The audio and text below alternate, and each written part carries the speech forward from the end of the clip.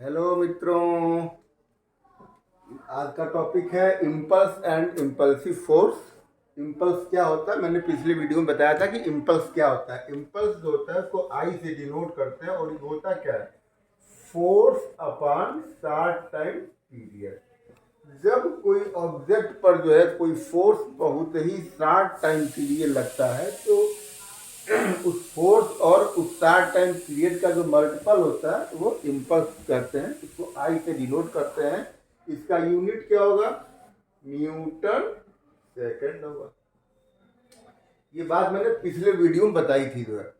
इसके अलावा जब कोई फोर्स जब बहुत शॉर्ट टाइम के लिए अप्लाइड होता है तो उसी को हम इम्पल्सिव फोर्स ही बोलते हैं। क्या बोलते हैं, इम्पल्सिव फोर्स ही बोलते हैं।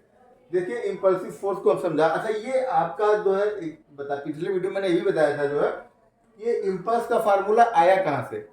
ये इम्पल्स का जो फार्मूला है ये कहाँ से आया है, ये न्यूटन के सेकंड लॉ से आया है। कैसे, देखिए फोर्स को क्या बताया था, न्यूटन का सेकंड लॉ क्या कर रहा है, न्यूटन का सेकंड लॉ क्या है, लॉ ऑफ मोमेंटम पर आधारित है। वो क्या कहता है, the rate of change of momentum mv minus mu is equal to force. ये तो कह रहा है न्यूटन का सेकंड लॉ। और यही से ये फार्मूला आया है। कैसे, देखिए कैसे आया हुआ है, इसका क्रॉस मल्टीप्लाई करिए तो क्या आ गया, F into del T equal to क्या आ गया, बताइए। इसको डेल पी लिख दें, कोई दिक्कत। अरे भाई ये मोमेंटम ही तो है। इसको P2 मान लें और इसको क्या मान लें, P1 मान लें, तो ये क्या हुआ।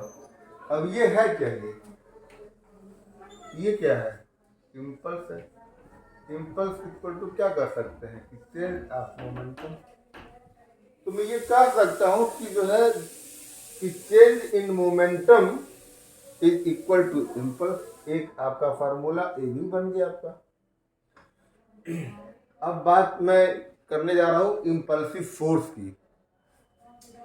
इम्पल्सिव फोर्स क्या होगा, इम्पल्सिव फोर्स यही तो देख रहे हैं। अब देखिए यहाँ से इस चीज को देखिए ना ध्यान से, देखिए अब इसको ये यहाँ से देखिए, यानी इस फोर्स इक्वल टू क्या हो जाएगा, ध्यान दीजिए, del P upon del T हो गया, ठीक है। अच्छा, अब यहाँ से ये ध्यान दीजिए, अगर अच्छा अब ये आपको देखिए कि इसमें क्या रिलेशन है। यानी मैं ये भी कर सकता हूँ, मैं ये कर सकता हूँ ना कि F proportional to del P, ठीक। जितना ज्यादा क्या होगा जो है मोमेंटम का चेंज होगा उतने ज्यादा फोर्स अप्लाइड होगा। ये भी कह सकते हैं कि F inverse proportional to del T, ये भी सही है, कोई दिक्कत। अब इस फोर्स को हम क्या कर सकते हैं, इस फोर्स को हम इम्पल्सिव फोर्स भी बोल सकते हैं, इम्पल्सिव फोर्स भी बोल सकते हैं, ठीक है। इसको हम इसी फोर्स को हम इम्पल्सिव फोर्स भी बोलते हैं। इम्पल्सिव फोर्स का अगर एग्जाम्पल आपसे पूछा जाए कि इम्पल्सिव फोर्स का एग्जाम्पल बताएं तो क्या बताएंगे आप। जैसे कोई फील्डर क्रिकेट के ग्राउंड में जब कोई फील्डर किसी बॉल को कैच करता है तो क्या करता है, हाथ को पीछे खींच लेता है। उसके पीछे रीजन क्या होता है कि ये डेल टी आपका ये टाइमिंग बढ़ जाएगा तो क्या होगा, फोर्स कम हो जाएगा, इम्पल्सिव फोर्स कम हो जाएगा। अच्छा, इम्पल्सिव फोर्स का और एग्जाम्पल बताइए। जब किसी रोड पे हाईवे पे कार का या किसी दूसरे कार से टक्कर होती है तो वहां भी क्या होता है, फोर्स बहुत शॉर्ट टाइम के लिए अप्लाइड होता है, वो भी आपको इम्पल्स की घटना है। किसी कील को हथौड़ी से हम ठोक रहे हैं दीवार में, ये भी घटना क्या है, इम्पल्स की घटना है। तो मैंने ये बताया कि इम्पल्सिव इसी को जब कोई फोर्स जो है बहुत शॉर्ट टाइम पीरियड के लिए लगता है तो उसको हम क्या बोल सकते हैं, उसको हम इम्पल्सिव फोर्स बोलते हैं। आपका क्रिकेट के मैदान में जो है आपका बैट का जो बॉल से संपर्क होता है वो क्या होता है, बहुत शॉर्ट टाइम पीरियड के लिए होता है। वहां भी वो भी घटना क्या है, इम्पल्सिव फोर्स की घटना है। कोई फुटबॉलर जो है, जो फुटबॉल को किक करता है, वो भी क्या होता है, बहुत शॉर्ट टाइम के होता है, वो भी क्या है, इम्पल्स की घटना है। ठीक है, तो इम्पल्सिव फोर्स की बात जब भी आएगी तो आपको कंफ्यूज नहीं होना है। इम्पल्स क्या होता है, इम्पल्स होता है इम्पल्सिव फोर्स और उस शॉर्ट टाइम पीरियड का मल्टीपल होता है, नंबर 1। ये कहाँ से आया है, न्यूटन के सेकेंड लॉ से ये फार्मूला आ रहा है। ठीक है, यहाँ से मैंने क्या देखा कि जो है, यहाँ से हम क्या देख रहे थे कि इम्पल्स क्या होता है, एक डिफिनीशन इम्पल्स का और मिला हमको, क्या मिला, change in momentum, change in momentum is equal to impulse. अरे भाई यहाँ से देखिए ना, यहाँ इस फार्मूले को देखिए, यहाँ किसको देखिए, F into del T equal to क्या हो गया, डेल टी यहाँ आ रहा है, ध्यान दीजिए। और ये है क्या, ये F इंटू डेल टी क्या है, यही तो इम्पल्स है। यानी इम्पल्स इक्वल टू क्या आ गया, चेंज इन मोमेंटम। यही से एक डिफिनीशन और भी बोल सकते हैं क्या, कि change in momentum is equal to impulse. तो अच्छा, तमाम बच्चों का एक कि सर कितना बार फोर्स आ रहा है, कभी इम्पल्सिव फोर्स आता है, कभी लीनियर फोर्स आता है, कभी टेंजेंशियल फोर्स आता है, कभी सेंट्रीपिटल फोर्स आता है, कभी जो है सेंट्रीफ्यूगल फोर्स आता है, कभी मैग्नेटिक फोर्स आता है, क्या है, बहुत कंफ्यूज रहते हैं बच्चे। भैया सारे फोर्स एक तरह से एक ही है, लेकिन सिचुएशन सबका अलग अलग है।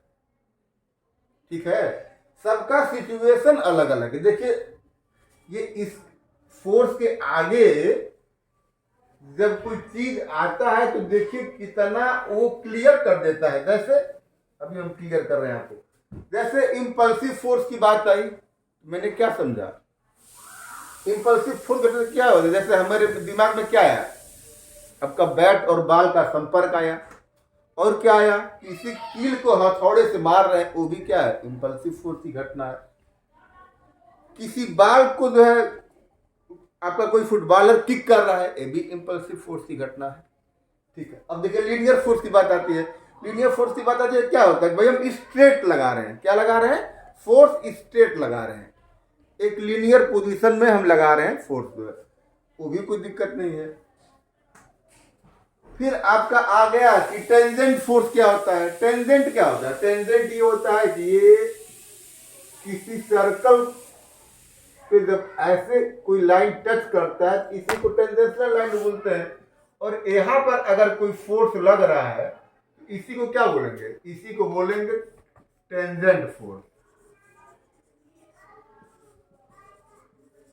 ठीक है, कोई दिक्कत। अब देखिए, अब कह रहा है सेंट्रीपिटल फोर्स क्या है। सेंट्रीपिटल फोर्स के आते ही मेरे दिमाग में क्या आ गया कि उस ऑब्जेक्ट का मोशन क्या हो रहा है, किसी सर्कुलर पाथ पे हो रहा है। जब कोई ऑब्जेक्ट किसी सर्कुलर पाथ पर जब घूमता है तो वहां पर क्या होता है, एक सेंट्रीपिटल फोर्स काम करता है। यानी मैं क्या समझ गया कि ये कोई ऑब्जेक्ट है, क्या हो रहा है, किसी सर्कुलर आपके पाथ पर क्या हो रहा है, मोशन कर रहा है। देखिए सेंट्रीपिटल के आते ही मैं पकड़ लिया कि जो है उस ऑब्जेक्ट का मोशन क्या है, किसी उसका जो है किसी सर्कुलर पाथ पे वो ऑब्जेक्ट घूम रहा है। अच्छा, सेंट्रीफ्यूगल फोर्स आ गया। तो ये क्या होता है कि सेंट्रीपिटल जो फोर्स होता है वो सेंटर की तरफ काम करता है, और सेंट्रीफ्यूगल फोर्स होता है इसी के अपोजिट काम करता है। ठीक है, क्लियर हो गया। मैग्नेटिक फोर्स, कंफ्यूज नहीं होना है। मेरे दिमाग में मैग्नेटिक फोर्स आज क्या आ गया, यार जो है कोई दो मैग्नेट होगा, वो या तो उसमें खिंचाव हो रहा होगा, चाहे रिपल्सन हो रहा होगा, या अट्रैक्शन हो रहा है, चाहे रिपल्सन हो रहा है। मैग्नेटिक फोर्स को देख के क्या मेरे दिमाग में आ रहा है कि कोई चुंबकीय क्षेत्र होगा, उसमें चाहे रिपल्सन होगा, चाहे अट्रैक्शन होगा। अच्छा, मोमेंट ऑफ फोर्स, ठीक है, ये क्या हुआ, ये इसके आते मेरे दिमाग में फट जा गया कि ठीक है, कोई एक एक्सिस के अलांग है, कोई चीज क्या हो रही है इस तरह से।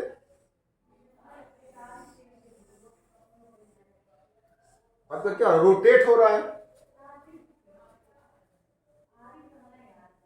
जैसे एक गेम होता है सीसा। अरे भाई एक बच्चे नहीं होते, एक गेम उस तरह से होता है ना, तमाम स्कूलों में लगा रहता है। एक बच्चा यहाँ बैठते हैं, एक बच्चा यहाँ बैठता है, और इसके इस फलक्रम के अगेंस्ट क्या होता है, अप डाउन करते हैं। ये भी घटना क्या है, मोमेंट ऑफ फोर्स की घटना है। ग्रेविटेशनल फोर्स, अरे भाई पृथ्वी भी किसी भी चीज को क्या होती है, अपने तरफ खींचती है, तो ग्रेविटेशनल फोर्स हो गया। मतलब आप क्या देख क्या रहे हैं, फोर्स तो सब एक है यार। किस परिस्थिति में वो फोर्स लग रहा है, क्या सिनारियो है, किसके अकॉर्डिंग हो रहा है, उस पर डिपेंड करता है। ये चीज, ये आगे का जो चीज लगा ना, सेंट्रीपिटल, सेंट्रीफ्यूगल, मैग्नेटिक, ये तुरंत क्लियर कर दे रहा है कि सिचुएशन का सिनारियो क्या है, या किस परिस्थिति में हो रहा है। अब जैसे ग्रेविटेशनल फोर्स आया, मेरे दिमाग में आ गया, ठीक है कोई चीज जो है ऊपर से नीचे खींच रही है पृथ्वी। सपोज करो ये कोई मास है, और ये क्या हुआ, इसको पृथ्वी खींचेगी किस स्पीड से, m इंटू ए होता है, तो यहाँ पे g लिख देंगे। ये क्या हुआ, ग्रेविटेशनल फोर्स हो गया। ये आपका क्या लिखा, ब्यूएंट फोर्स। ब्यूएंट फोर्स आते ही मेरे क्या आ गया, उत्प्लावन बल। जब भी कोई चीज पानी में डुबाते हैं तो पानी के अंदर से भी एक प्रेशर ऊपर की तरफ लगता है, जिसको हम क्या बोलते हैं, ब्यूएंट फोर्स बोलते हैं। आर्किमिडीज का जब सिद्धांत पढ़ेंगे ये चीज आएगी। कोहेसिव फोर्स, कोहेसिव फोर्स क्या है,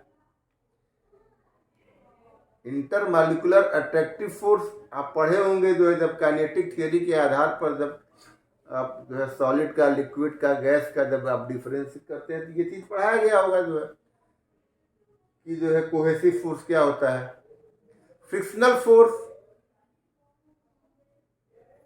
फ्रिक्शनल फोर्स के आते भी ये हमारे दिमाग में आ गया, ठीक है कोई जो पाथ होगा, वो खुरदुरा होगा, उस पर कोई ऑब्जेक्ट चल रहा है, उस पर फ्रिक्शन काम कर रहा है।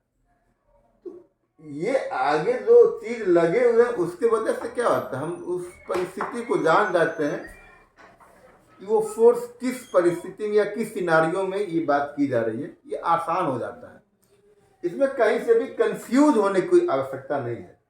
ठीक है,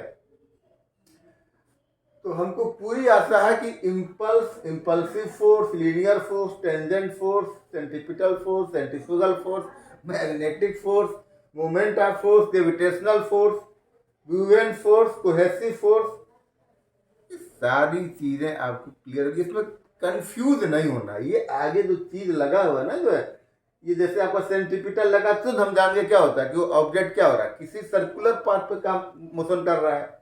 मोमेंट ऑफ फोर्स आया, मैं जान गया कि रोटेशनल मोशन की बात कर रहा है, किसी एक्सिस के अगेंस्ट जो है क्या हो रहा है, मोशन हो रहा है। ग्रेविटेशनल फोर्स हो गया, मैं जान गया कि जो है किसी जो है क्या होता है, ग्रेविटेशनल फोर्स क्या हुआ, किसी उसका सिनारियो क्या है, ग्रेविटी है, हवा में कोई चीज जो है क्या हो रही है, नीचे गिर रही है। आपका ब्यूएंट फोर्स आ गया, मैं जान गया तुरंत जो है ब्यूएंट फोर्स के नाम आते क्या होता है कि किसी पानी में कोई चीज आंशिक रूप से पूर्ण डुबा रहा है, तो पानी भी क्या होता है, एक ऊपर की तरफ फोर्स जनरेट करता है, उससे क्या बोलते हैं, ब्यूएंट फोर्स बोलते हैं।